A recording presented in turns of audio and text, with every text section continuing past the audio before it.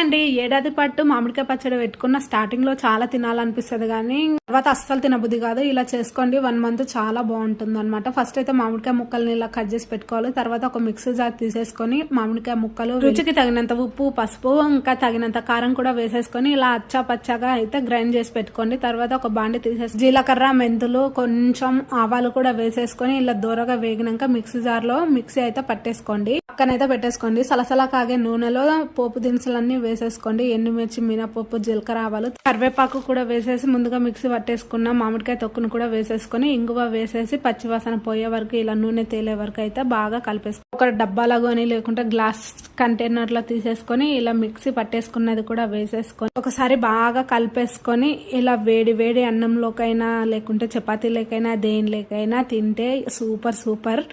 అస్సలు మామిడికాయ తొక్కు తింటుంటే ఆ టేస్టే వేరు కదా. మీరు తిన్నారా? కామెంట్ చేయండి.